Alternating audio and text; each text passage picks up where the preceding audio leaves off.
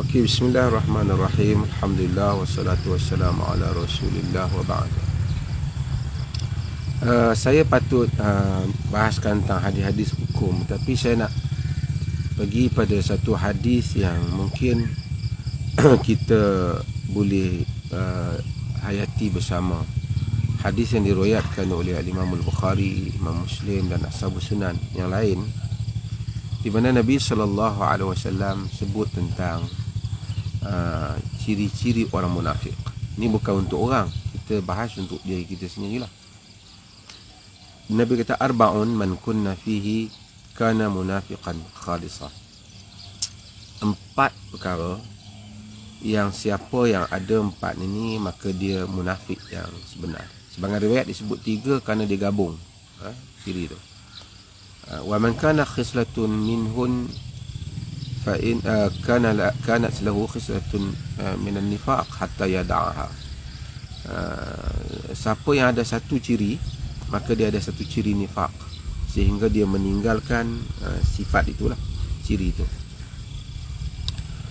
Nabi sebut ciri dia idza tumina khan, apabila diberikan amanah dia khianat. Wa idza haddatha kadzab, apabila dia bercakap dia bohong. Wa idza ahada ghadar, apabila dia janji dia mungkir. Wa idza khasama fajar, apabila dia berkelahi maka dia melampau. Fajar, dia jahat. Apabila dia berkelahi dia jahat. Okey, saya panjang hadis ni tentang perbincangan munafik amalan, munafik akidah, tapi saya nak sebut satu ciri yang belakang tu yang Nabi SAW sebut, iaitu wa idza khasama fajar, apabila berkelahi dia melampau, dia jahat.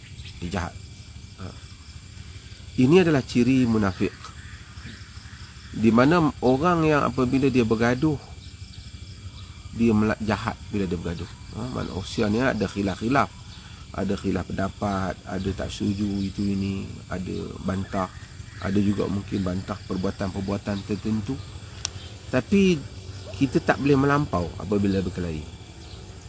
Jadi misalnya kita berkelahi dengan satu orang tu, dia memang buat salah, tapi kita tak boleh lah pergi pukul dia berlebih-lebih, ataupun kita pergi ambil tindakan dia. Kita marah kat jiran kita, dia motor sekian dengan dia, jiran kita dia buat salah, dia ni buat benda-benda tak elok, buang sampah dalam kawasan rumah kita, contohnya lah, bagi siapa yang duduk di kita marah tu je lah, dia ni buang sampah. Kita boleh buat aduan lah kat pihak berkuasa, tapi kita tak boleh lah kita pergi dedah keburukan jiran ni, peribadi dia, anak isteri dia, pergi dedahkan family dia macam mana. Ini semua fajar, yakni ini semua jahat. Yakni bila kita berkelahi kita jadi jahat. Ini adalah ciri yang dimurkai oleh Allah Subhanahu Wa Taala. Kerana saya nak sebut satu perkara kadang-kadang berlaku dalam orang politik, berlaku di kalangan orang-orang yang bersaing di medan pemikiran, dalam aktivis masyarakat. Mereka ni bersaing kadang-kala antara satu sama lain, dan tentu ada pihak yang kadang-kadang juga memang salah. Macam orang politik tertentu, dia memang salah misalnya, ataupun dia memang dia buat tindakan yang salah guna, salah apa. Tapi itu pada satu sisi dia salah dalam hal berkenaan dengan membabitkan hal awam. Tak apalah, kita bagi tahulah, kita buat aduan, kita buat bantahan, kerana perkara tu membabitkan kepentingan awam. Tetapi kita tidak boleh pergi ke perkara-perkara personal yang membabitkan antara seseorang dengan Tuhannya sahaja. Kita dedah tentang isteri dia, kita dedah tentang anak dia, kita dedah tentang diri dia, benda-benda yang tak elok. Hal ini dilarang oleh Allah Subhanahu Wa Taala dan dilarang oleh Nabi SAW. Yang mana kita nak dedah berkaitan dengan soal salah guna kuasa, salah guna dana awam, itu tak apa, benda membabitkan hal awam. Tapi hal personal tak wajar untuk kita masuk, kerana ini dilarang oleh Allah Subhanahu Wa Taala. Sebab itu agama ni, dia benda-benda personal ni, walaupun kadang-kadang mungkin benar, dia nak menyembunyikannya. Sebab itu Allah Subhanahu Wa Taala kata dalam Quran tentang orang yang menuduh orang yang berzina. Walladzina yarmuna al-muhsanat thumma lam ya'tu bi arba'ati syuhada fajliduhum 80 jaldah. Apa orang-orang yang orang-orang yang menuduh orang-orang muhsanat, wanita-wanita yang baik berzina. Summa lam ya'tu bi arba'ati syuhada. Kemudian mereka tidak mendatangkan dengan 80 orang saksi. Mereka tidak mendatangkan dengan 4 orang saksi. Fajliduhum 80 jaldah, maka sebat mereka sebanyak 80 rotan. Nak tuduh orang berzina, nak bawa 4 orang saksi ni bukan mudah. Siapa nak tunggu kalau dah 4 orang mari duk tengok dia berzina? Kena nampak kemaluan masuk dalam lelaki, masuk dalam kemaluan perempuan. Kalau setakat dah tengok bercumbu-cumbuan, berpeluk-pelukan, dah tak boleh buat tuduhan zina. Dia kena sebat boleh buat tuduhan tu. Dia kena tengok berlakunya zina itu. Kalau tak datang, Allah kata fajliduhum 80 jaldah, sebat mereka 80 rotan. Wala taqbalu lahum syahadatan abada, jangan terima dah penyaksian mereka selepas daripada itu. Wa ulaika humul fasiqun, mereka itu orang-orang yang fasik. Padahal macam mana kalau satu orang cakap benar, memang pun dia tengok 3 orang tengok orang baik-baik, tapi Allah tak lagi, Allah nak 4. Kalau tak, diam je. Kau bawa kes tu, kau bagi tahu mereka berduaan, berpeluk-pelukkan, kalau hakim nak ambil tindakan. Tapi tuduhan zina tidak boleh dibuat.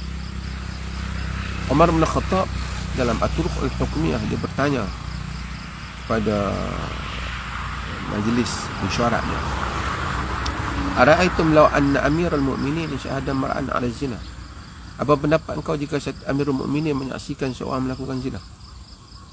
Ali kata, alaihi bi arba'ati syuhada, amirul mu'minin datangkan 4 orang saksi. Wa ila 'ala zahrihi hadzul qadhaf, jika tidak kita sebat 80 rotan amirul mu'minin. Demikian Islam tak suka perkara-perkara yang membabitkan gosip, yang membabitkan gosip peribadi orang. Allah sebut, la yuhibbullah al-jahra bisu'i minal qawli illa man zulim. Allah tak suka berterang-terangan perkataan buruk kecuali orang yang kena zalim. Orang yang kena zalim tak apalah, dia kena zalim, misalnya dia dirogol ataupun dia diperlakukan, dia diliwat, dipaksa, dia boleh buat report. Tetapi kalau orang yang tidak kena zalim, jiran tetangga, kaum keluarga, di media massa, di medsos sekarang, manusia tak patut untuk mendedahkan hal-hal ini. Kerana jika kita dedahkan hal ini, walaupun orang tu mungkin jahat sekalipun, itu urusan antara dia dengan Tuhan, yang mana dia boleh taubat sebenarnya. Kaedah agama, man satara musliman satarahullahu yaumal qiyamah. Ahli muslim, siapa yang menutup aib orang muslim, Allah tutup aib dia pada hari kiamat. Yakni aib yang membabitkan diri muslim tu, tak babitkan urusan negara, tak babitkan urusan awam, tak babitkan dengan tipu hadis. Yang itu semua kita kena dedahlah, takut orang terkena. Tetapi kalau membabitkan soal personal, yang mana antara dia dengan Allah. Sebab itu satu orang lelaki dalam riwayat Imam Muslim, dia datang kepada Nabi SAW. Dia datang kepada Nabi dalam majlis, Sayyidina Umar ada, orang lain pun ada. Dia kata, ya Rasulullah, alajtu imra'atan fi aqsal Madinah wa asabtum minha duna an amassaha Wahai Rasulullah, aku berasmara dengan seorang perempuan di ujung bandar. Aku buat semua kecuali tak berzina je lah. Maksud tak masuk kemaluan lelaki dan kemaluan perempuan. Nabi diam. Nabi diam. Sayyidina Umar jawab. Sayyidina Umar kata, laqad satarakallah law satarta nafsak. Allah telah tutup aibmu. Mengapa kau tidak tutup aibmu? Jadi lelaki ni tengok macam tu, Nabi tak respon. Omar kata macam tu. Lelaki ni pun pergi. Kemudian Nabi suruh turun wahyu. Nabi suruh panggil dia. Dia datang dia. Allah. Nabi baca firman Allah. Aqimis salata tarafayin nahari wa zulafan minal layl. Innal hasanat yudhibna sayyi'at. Zalika dzikra lidzakirin. Dirikanlah salat antara dua tebing siang dan bahagian-bahagian pada waktu malam. Sesungguhnya kebaikan itu memadamkan kejahatan. Itu adalah peringatan bagi orang-orang yang mau mengingati. Jadi Nabi suruh dia salat supaya memadamkan dosa dia berasmara tadi dengan perempuan dia. Sahabat tengok, hadza lahu khassah ya Rasulullah. Ini untuk dia saja ke? Nabi kata, balil nasi ammah, bahkan untuk semua orang juga. Bahkan untuk semua orang juga. Maka dengan itu kita dalam hidup ni semua orang ada buat salah dan semua orang akan ada buat silap. Tapi kita jangan campuri kawan tu kaki minum arak misalnya.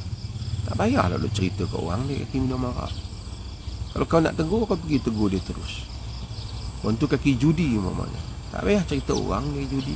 Nak tegur dia terus. Bagi tahu dia. Ini urusan yang membabitkan hak ehwal individu. Nampak ke Nabi belakang?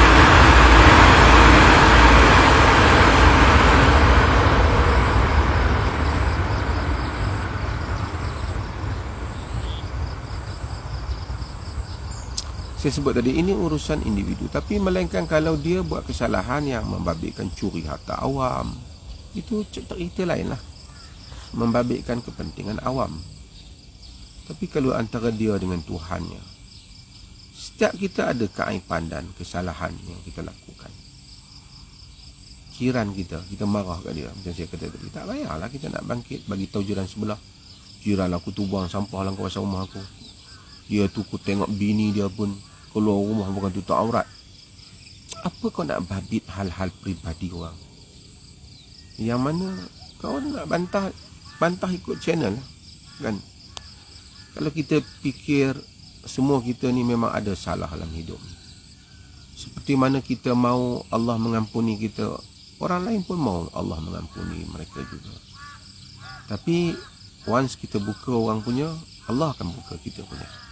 Orang yang duk buka kesalahan orang ni, walaupun dia senang tersenyum, masa dia buka benda-benda aib peribadi orang, dia rasa orang tu terkena, harinya akan tiba. Harinya akan tiba. Dan apabila hari itu tiba, dan kita akan tahu bahawasanya bagaimana Allah bertindak terhadap orang-orang yang menzalimi orang lain dalam hal itu. Sebab itu saya sebut hadis ini sebagai peringatan kepada kita lah, kita semua, tentang berurusan dengan orang. Nak marah, kita boleh marah lah, marah dia dalam hal-hal yang berkenaan itu. Kita marah dia urusan tak jaga kawasan ke, dia marah. Tapi personal kehidupan yang mana seorang boleh taubat antara dia dengan Tuhan, ini kita jangan masuk campur.